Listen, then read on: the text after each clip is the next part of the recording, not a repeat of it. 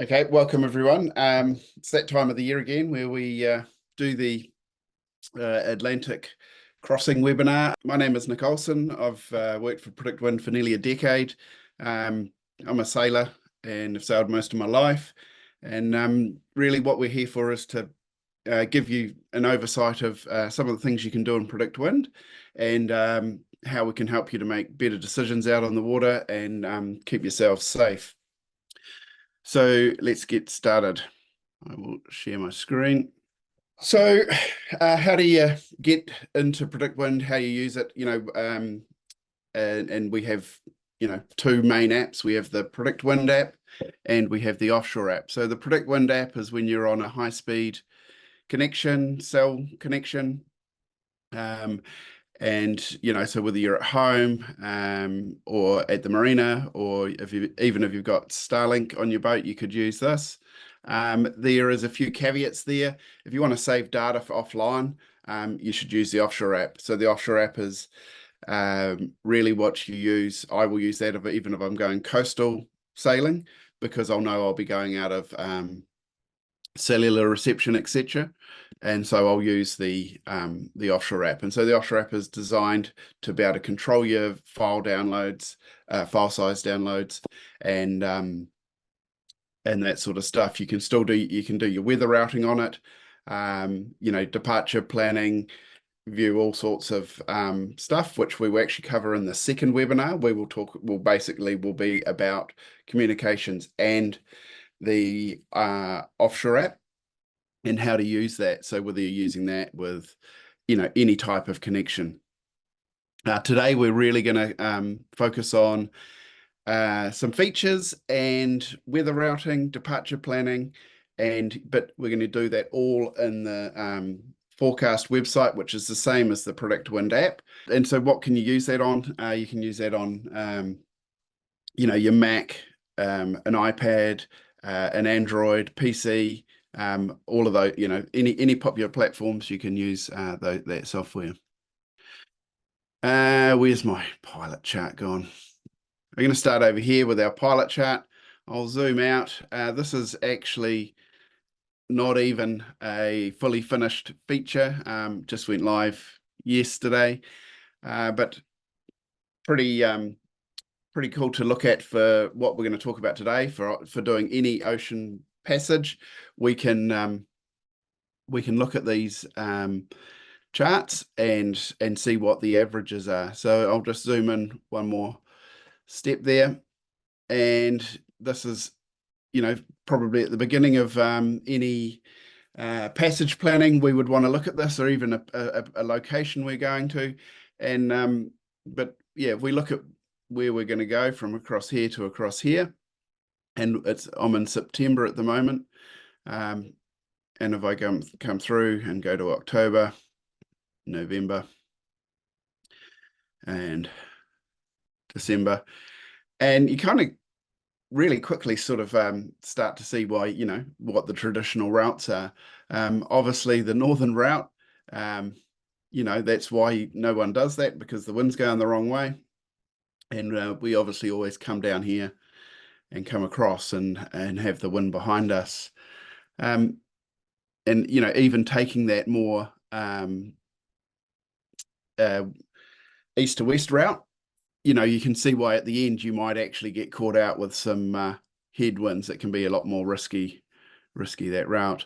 If I click on one of these wind roses, I can see all the information about it. And yeah, it's definitely a pretty cool feature, and that'll be coming across all the apps shortly. At the moment, it's only on the web. I'll just quickly explain a tiny bit more about this, assuming we're looking at it. If I zoom in, I'll get more and more wind roses, and basically the whole world is been chopped up into 30-kilometer squares, and it's using 10 years of ECMWF data averaged out per month, and yeah, it's pretty cool. And so the more I zoom in, the more detail I get.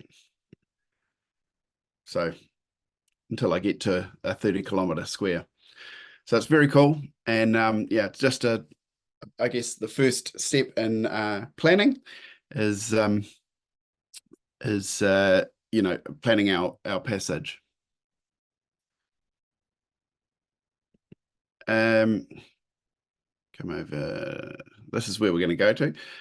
So coming over here, something else that we've done recently. We've always been able to have split screens, but what we couldn't do before was have different parameters on that split screen.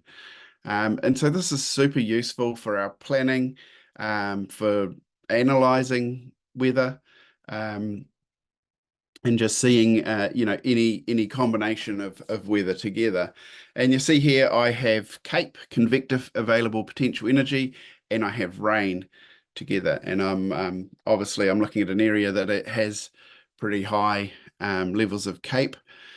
And so on my left screen is my CAPE, and on the right screen is my rain. And the reason I have those two parameters together is that you need you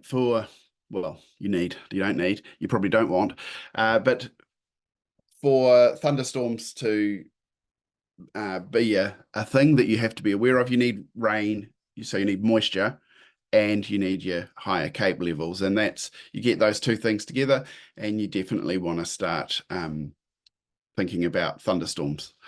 So nice to be able to have those two parameters together. If I wanted to, I can change to any parameters. I can even have I could have wind and gust together.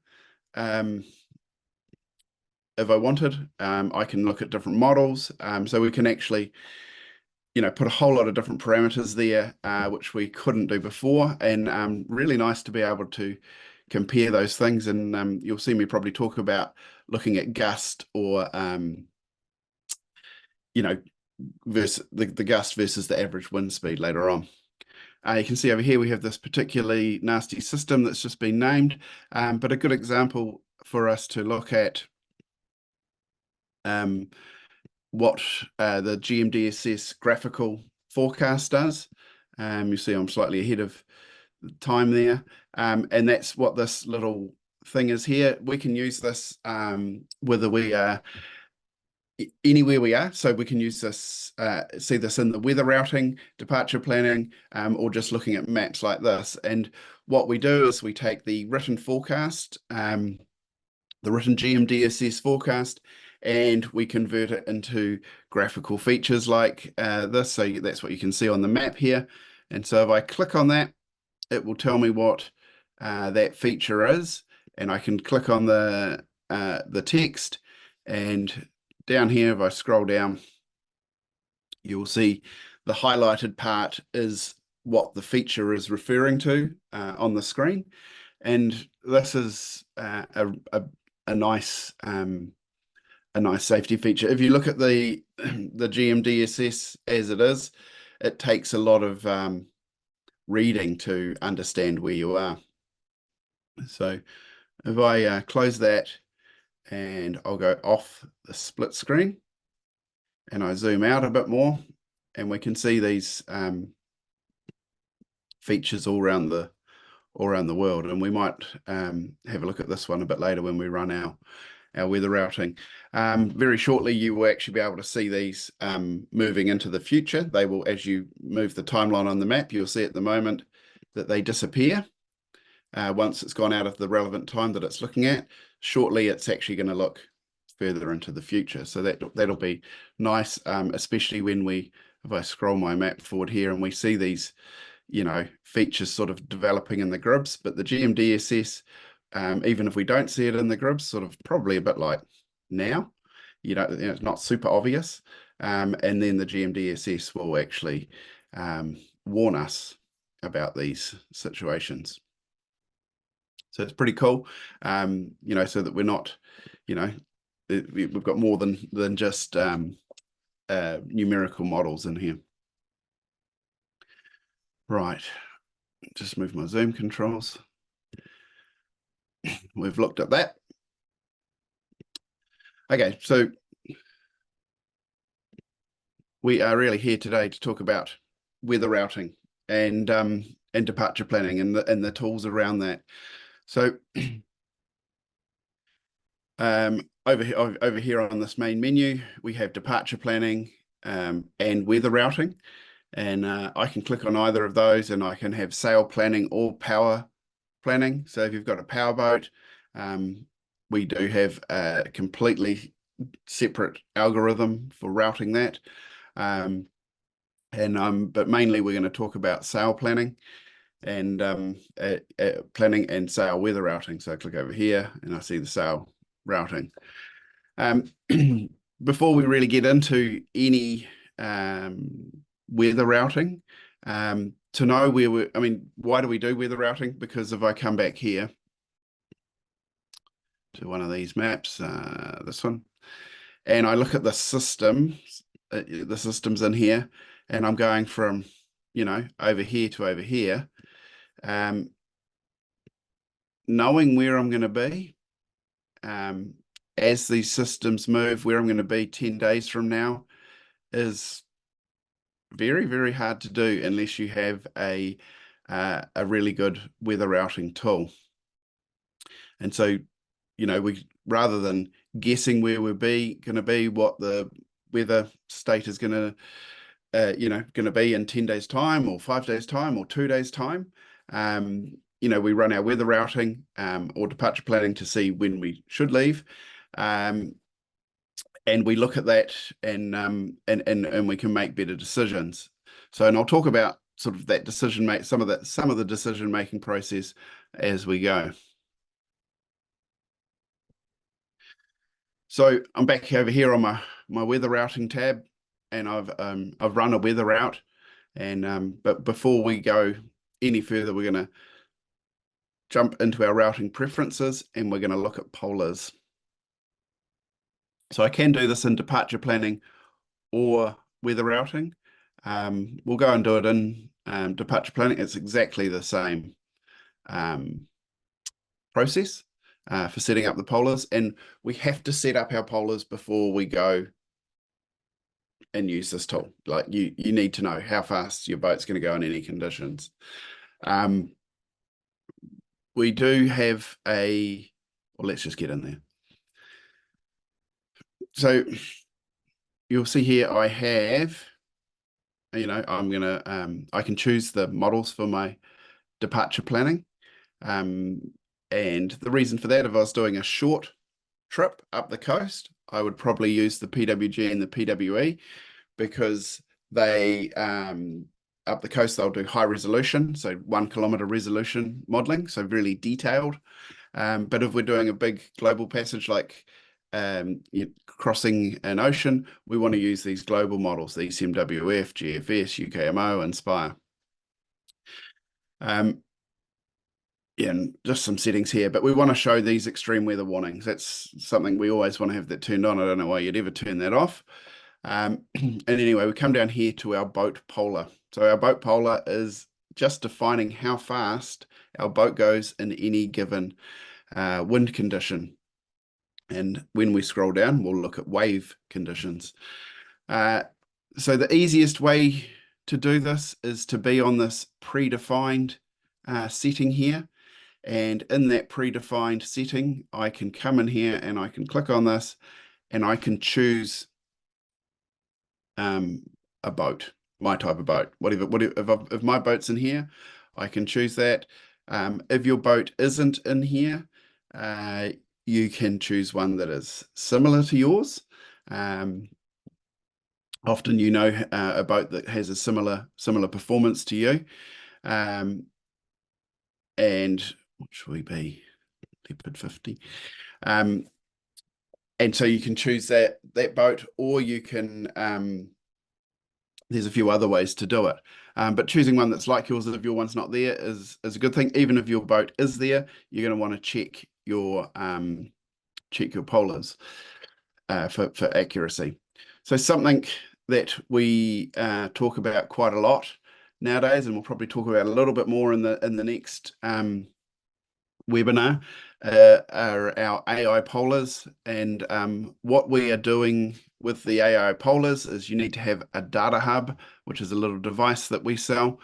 And in that device can actually read your NMEA data, sends that data back to our servers, and our servers can update your polar to make it more accurate. So it doesn't matter whether you're the best sailor in the world or perhaps just not that good.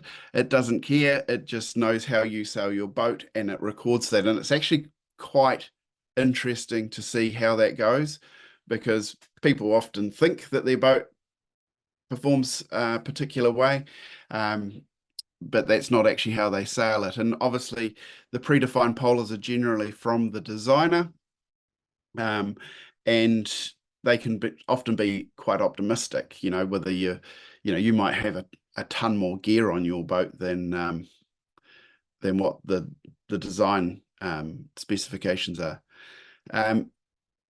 We can use the advanced polar, and this is what a polar curve looks like, a polar table looks like, and this is your polar curve. You can see on each one of those, as I go across, it highlights the table. You don't need to get too stuck into this if you don't want to, and especially not today. But once you actually get a handle on this, it's pretty easy. We've got our true wind speed down here and our true wind angle in each of these columns. So 50 degrees true wind angle, 70, 90, 100.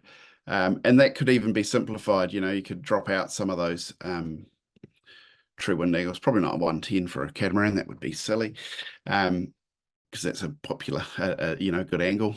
Or maybe not for this one. Doesn't look like it likes 110, 120. But anyhow, so we can adjust our polars. We can import a polar and we can export a polar. If all of that is all too much for you, and your boat is very heavy and pretty much goes the same speed the whole time, you can use what we call a sail polar. This is the most simple polar. Doesn't do the best job, but if your boat is always going 5 knots, and at 90 degrees it goes 6 knots, and downwind at 160 degrees true wind angle it also goes 6 knots and 15 knots of wind, then that's cool. And there are some vessels out there that do that sort of thing, and people use this polar. We're going to go back to the predefined polar, use our Leopard 50, and carry on. If it were me, this would be my starting point. I would go for a predefined polar. Even if my boat wasn't on there, I would choose one that was similar and start with that. You'll see here we have this motoring setting. So I can turn that on. So this is if you run into a light bit of weather, not much wind, and you're going to turn your motor on, the router can allow for that. And it can also tell you how long you're going to be motoring during your route. Your polar speed adjustment. So this is a course adjustment that you can make, and you can make it on the fly. So if you're out on the water, you can change this. And you'll see here we have at night. So upwind, downwind, and at night. And at night, it's harder to sail at night. I don't think you need to have sailed at night much to know that. And also there's some other considerations. Often we might have reduced sail at night just to be more cautious. And so we can actually, during the nighttime hours, we can actually have our polar at a lower percentage. And that's also calculated in the routing. So you can see here I'm talking about lots of little things that will all add up to having a more accurate polar. It is really important to have an accurate polar, because the further ahead you're looking, the more those inaccuracies can sort of play out to sort of some different positioning. So we've got all that set up. I can come down here and I want to have my wave polar turned on. So that's off and then on. This wave polar here is our sort of main wave polar feature. You can do it the old way, the manual way. Don't just use the the wave polar here, the automatic routing, it does a very good job. Because I've got a predefined boat in here. I've got my Leopard at 50 in here. It's got this all set up for me. If I want to change this, I have to go over to the advanced polar. I can just copy my polar straight across. Copy to advanced polar. I can just do that. Copy, and I can go advanced. And I can come down here and I can change all these dimensions, but I don't, for what we're doing today, I don't need to, but you can see here, we do have all the different vessel types, and this is important that we do have this correct because it's going to actually model our boat off this. And you see here our displacement, waterline length, beam, and draft, and there's a little display here. Why that doesn't show a catamaran, I don't know. But yeah, we can see you get the point of what we're looking at. I'll just stick to my predefined polar there. So yeah, we've got that set up, and I will show you a bit later on why this is important and what the outputs that we're going to get for this. Route defaults, I can change the depth avoidance. So you can use land as the boundary, or you can use a depth contour, 2 meters, 5 meters. Probably more relevant for coastal sailing than doing a big crossing. But nonetheless, again, it's about having more accurate routing. So, obviously we can't sail onto the coastline, and even 2 meters would be pretty shallow. So I can click that onto 5 meters, and away we go. And down here, this is my tidal and ocean currents. So obviously when I'm routing, the routing tool is using a currents file, and I can change which currents model it's using. I'll just leave it on the Mercator. But if there was an area where you knew that one model did a better job than the other, you can change that over, and that's what the router will use in your routing calculations. Advanced routing adjustments, you don't need to use that. It's a race boat feature. If you want to get into it, you can, but it's not something I would fiddle with. So we've got our boat set up, and we're all pretty happy with that. We know how fast our boat's going to go. Well, we don't, because we want to look at our routing outputs, but we've got some idea. We've set this all up for our boat, and we are happy.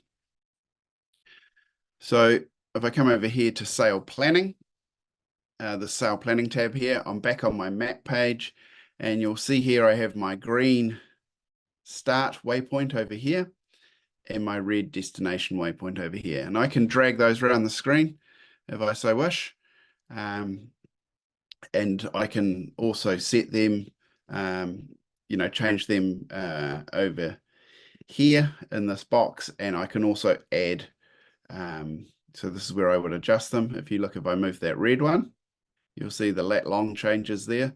So I could actually add this position.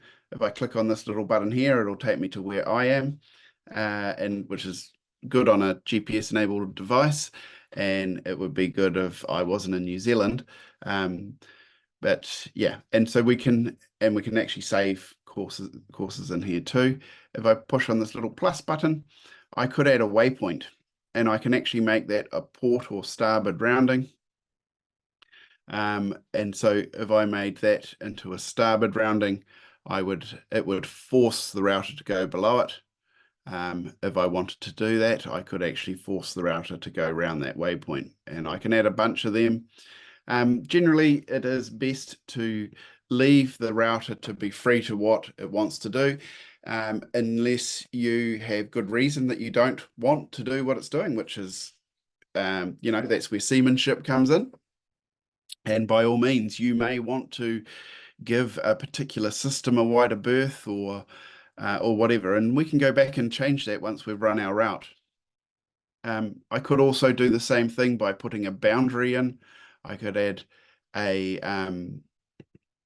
could put a boundary in here, and the router would not go inside that boundary. Like, so for example, if I want to stop the router going too far north. So we've got that all set up, and I could change my start time over here for the whether I was routing or doing departure planning like we're doing here. And I can change that to the time zone that I'm in, wherever I am. And where are we? We're in the Atlantic. Anyhow, we can change our time to wherever we are. In fact, for me, I'm going to keep it in. Oh no, shouldn't have done this. Australia. No, Europe, Pacific. Here I am in the Pacific, and I'm in Auckland. I can set a time in the future, and I can also have my spacings here. How far apart do I want my route times to leave? So this is going to give us 4 different times to depart. And obviously we would have done quite a bit of planning even before we got to here. We would have been looking at our wind maps, and before that our pilot charts and things like that. And anyway, if we think we're going to depart in the next couple of days or whatever, we can run this departure planning, and I'll click on that calculate button, and it will just show us the differences if we leave at certain times. I mean, this can be really critical for even if you were going to do a short passage and island hop, 1 hour, or as in whether you would leave in the morning or the afternoon, and you can change that time step to hourly. But if you were going to do it, for this situation, obviously we want them 24 hours apart. And sometimes, obviously, this is a huge passage that we're looking at, right? So the chances of us having nailing the entire weather window the whole way across is we can do that, but we can probably manage ourselves across as we do our crossing. But there can be some obvious things that we may want to look at. If we left today, it could be really rough for the next in 2 days' time. But if we left tomorrow or the next day, we might completely avoid that nasty weather on day 2 and 3. Trying to avoid that weather now, I mean, we can look at it for day 10, but that's going to be more of a moving target, and we might manage our passage to avoid anything nasty that we had there. So you'll see here, if I just move my weather tool out the way, we have these wiggly lines. I'll just zoom in 1 click. We have our GMDSS warnings on the screen, and we can look at those, and we should, to understand what they're doing here. Like, for example, what's this one? Thunderstorms. And we could probably go and look at our different parameters to see what in the forecast is going to be generating these thunderstorms. Is it a front? What is it that's creating that? So yeah, it's just you can see we actually have that front in front of us there. So yeah, we can look at all those different parameters, but what we really want, and I can move my different, sorry, I'll close that for you. I can see these are my different departure times. There's my departure 1, day 1, day 2, day 3, and this is our little boats traveling across. You can see here on our departure 1, we get these weather warnings here. So let's go and have a look at what they are. And we've got a roll. So this is what, when we put our boat dimensions in before, has our roll. So that's, we've obviously gone above the threshold that we have for that. And then you'll see here roll and roll, lightning, rain squall. So we're going to get these warnings in our weather routing too. And yeah, and so this maybe you can see that we don't get these warnings if we leave on day 2 and day 3 and day 4. So yeah, it's very interesting. So what we can do is, and how we usually use the departure planning is, it's quite nice on a big passage like this to look at the map, but generally we look at the tables. And we see on each of these different departure times, we can see our passage time that's taken. See, that first one is faster, but it has that nasty weather later on. You know, average wind speed, maximum wind speed, gusts, and you know, that first one, you can see we get 40 knots. I mean, we're doing an ocean crossing. That's not unheard of. You know, the cape levels, we do get those higher cape levels on that first one. And then we saw that lightning and rain squall warning. So yeah, that would, you know, for a passage like this, let's knock it back a day. And avoid that weather.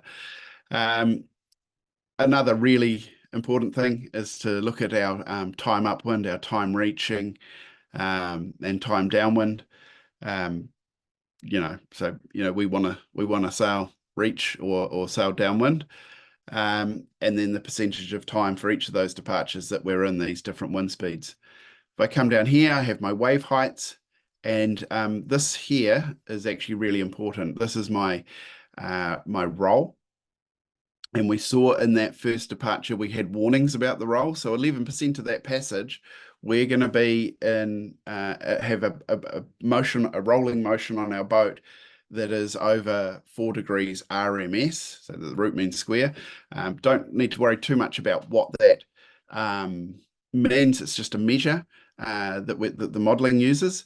But anything above 4 is actually pretty uncomfortable. And we also have our vertical acceleration. So we don't, that's our lifting up and down. That can be an indicator of people getting seasick, and then boat slamming.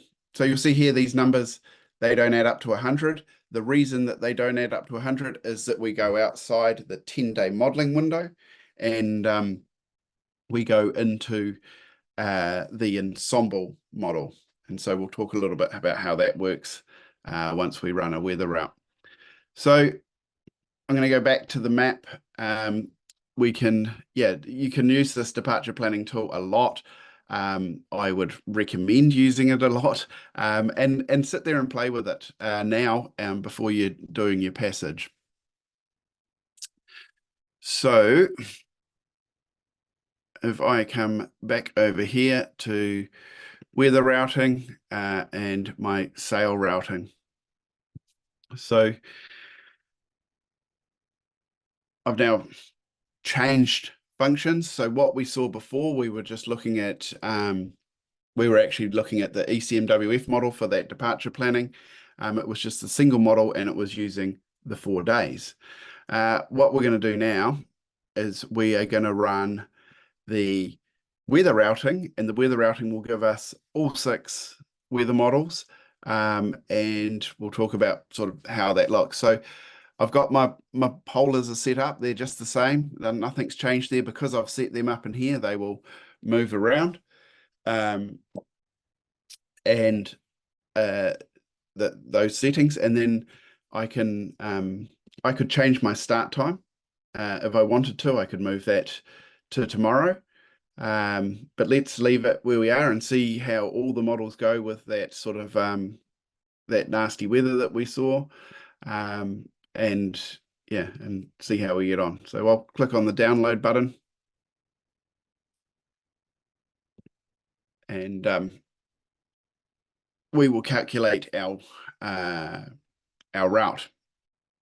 So the cool thing about how PredictWind does this is that we are it sends this information to our servers, and our servers will use all the highest resolution data it can get. So that's for all those weather models, it's going to use the highest resolution it can get. So ECMWF, that's 9K resolution the whole way across the Atlantic, and UKMO is 10 and 15 for the Spire. It'll use the high res PredictWind models where it can, 8K or even 1K once we're in the Caribbean. And or the GFS at 27K. So and along with that, it's also using the tidal. It'll use tidal currents. That's something I haven't talked about. Not so relevant for this, but it'll use our ocean currents, and it's also calculating our wave modeling. And I'll talk a bit more about the wave modeling once we get into these routes. So you can see here we've got these sort of routes, for all the different models. The different colors are the different models. So if I zoom in a bit over here, and you'll see they're the different. So blue is the PWG, the red is the PWE, ECMWF is black, GFS is green, Spire, and UKMO.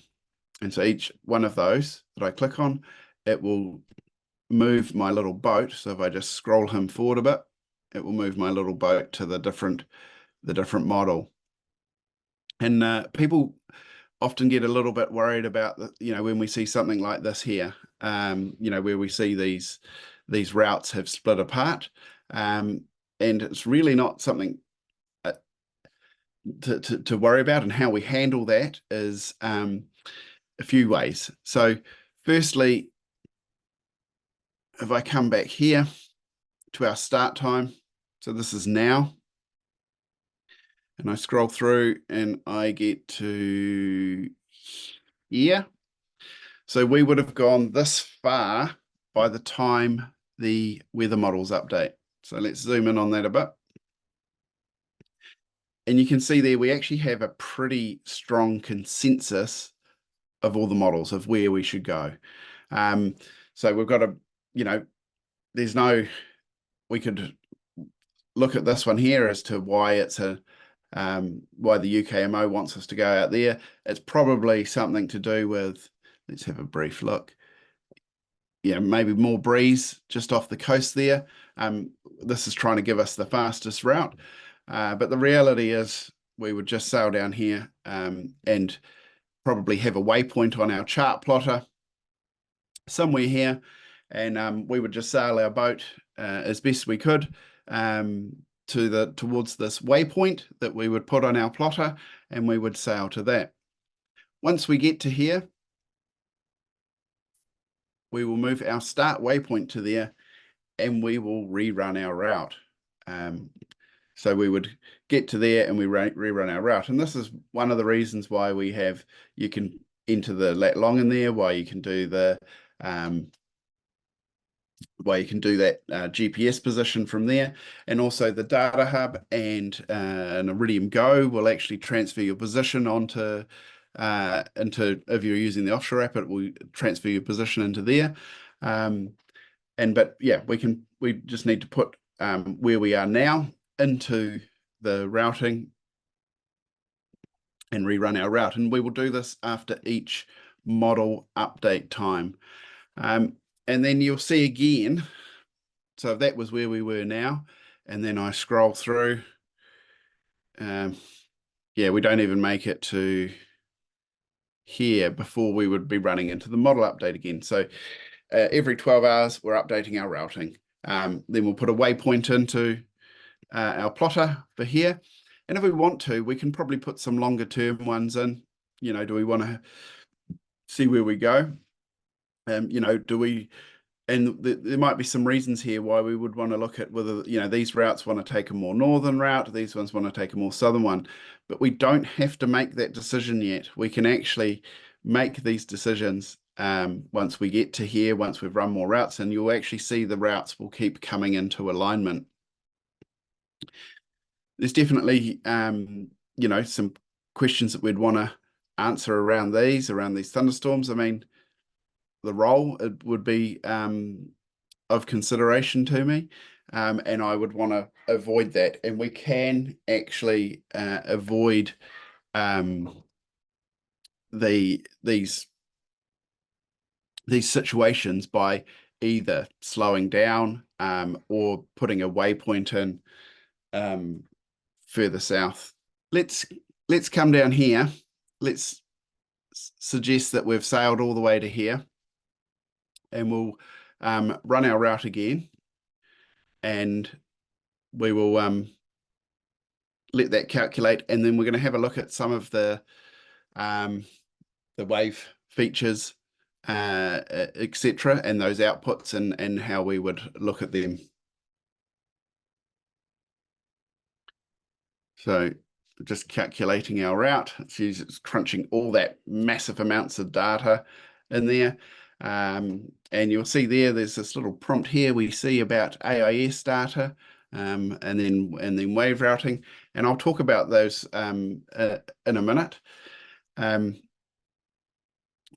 So see here we have a warning. So we've got gust and lightning. Let's flick over to another model and see whether we have warnings. And again, we have a warning if we were on the ECMWF.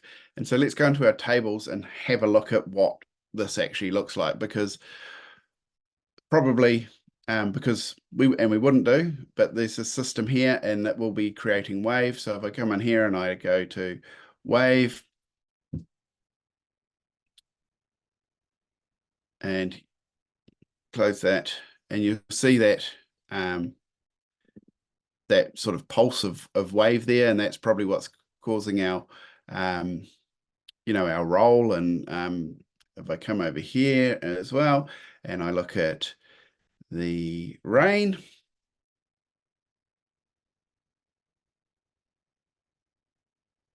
and you'll see, obviously there's the system. We would have avoided this. We would have not sailed into the system.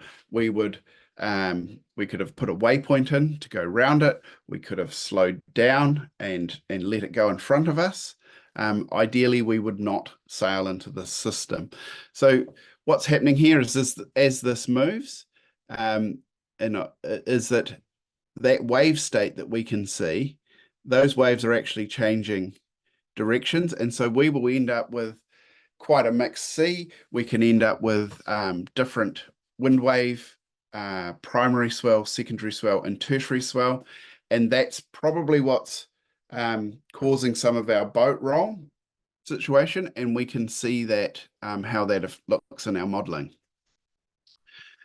So if I've just clicked on the tables here, and I can look at all these different ways of viewing our routing outputs. Before we get into that, I just will quickly digress and look at, I've just gone to this wind tab here, and this is where we can see the true wind speed and our speed over ground. So this is where we can decide, and our true wind angle. So this is where we can come and have a look and see if the routing output actually matches how fast our boat goes. So the true wind speed here, so in 20 knots, true wind speed at 174, so we're running really flat. The S is for that we're on starboard jibe, and our speed over ground is 9.7 knots.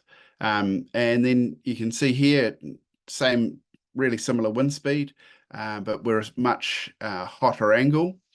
143, wouldn't really call that a hot angle, but we're on starboard jibe 143, and we're doing 10.7 knots. So obviously we go a bit faster as we come up, and then 137 at 21 knots, we do 11.2. So it all makes sense, but you would have to say, do I do 11 knots in my Leopard 50 in 22 knots? I've never sailed on one, but I don't see why you couldn't. But you want to make sure that these outputs are reflective of your polars. This is your polar output right here. So yeah, you can have a good look at those and see whether it matches up. Also, our warnings are here, our gust warnings. Why are we getting the gust warning here? Because the average is 20 knots and the gust is 30. So big difference between an average wind speed and the gusts means that there's instability in the atmosphere. I mean, that's a big difference, and so that's something we want to be aware of. We might sail a bit more cautiously. We might have, just try and be a bit safer on board. And this would also relate to what we're going to look at here. So we can see our wind speed throughout our passage, true wind direction, true wind angle that we're sailing at. And we'll come down here and we can see that rain and the Cape. Where do these match up? That's rain and Cape together. Again, it's another indicator of severe weather. Our temperature, pressure, is the pressure matching up with our barometer on board? Sort of a model validation thing. And then here is our wave height. And you can see, we looked at that before. We could see that wave height, and we're looking at the combined wind, wave, and swell. And so, it does get pretty big, sort of 3.5 meters. Wave direction, and we'll have a look at this. So wave direction, combined wind, wave, and swell. Sort of lines up, but so we're here. I think it was sort of through here that we see it getting pretty rough around the 28th, 29th. And so I look at the wind wave direction, and that sort of seems to line up. Look at the primary swell. It's quite different to the wind wave. Secondary swell, again, a different direction. And tertiary swell, if it's there, it sort of lines up with the secondary. But these different swell states, and you will see this everywhere, this is what our wave routing outputs are doing. This is why we put in our boat dimensions, and these are what these outputs are giving us. And it's really important, because what it does, and I mean, another one to look at here would be wave period. We could, if these are different, if they're different directions and different periods, it's going to be not very nice on board. We can see our currents, our ocean currents there, and direction. And these are our outputs, and this is what I was talking about, the roll. And so we say anything above 4, and we're marginal here. We don't get super high, but it is going to be uncomfortable. And so we may not choose to avoid this. I mean, personally, I would avoid that system, especially if it intensifies. But you can see here, we're definitely getting up towards our threshold where things start to become quite, not very nice. This here is great. The 2s and below, that's just life. But if we want to start, thinking about safety, it might be that we just want to keep going, but we might go, okay, we know it's going to be pretty rough. We know that the boat's going to get thrown around. So we might have different safety protocols that we put in place on board.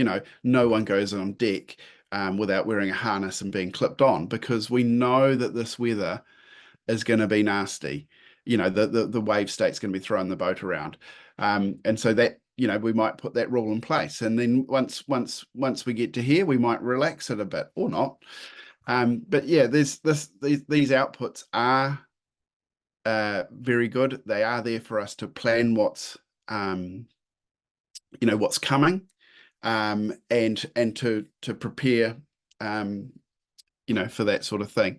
And you see here that vertical acceleration in one of the models actually does go really high around the on the 29th, around the time that roll. And if we saw a bunch of this vertical acceleration going above 0.2, if there's people that we know get seasick on board, we might start giving them seasick pills here on the 28th, so they're actually in the system before they get to here, and we know that it's going to be pretty rough. Boat slamming, again, we don't want to see boat slamming, and which is nice, we don't. We would normally only see that when we're going upwind. So yeah, because we're going with the wind, we shouldn't really see any of that. We can come and look at this different ways as well, and look at our, I mentioned all the different directions before. We can look at these in the tables, depends how you like to look at things, and see how we, see what our outputs are. And so you can see here, here's that 28th, 29th. We sort of start to see some of these warnings. And I can look at all the different models through here as well. PWG, come down here and look at the ECMWF. What's my warning? My warning is roll. So you will get these warnings throughout your route if there's certain conditions that we don't like, and they are very useful and should be looked at. I'm going to start wrapping up now. Obviously, we do have another webinar where we're going to use the Offshore app. Thanks very much, and we'll see you next week.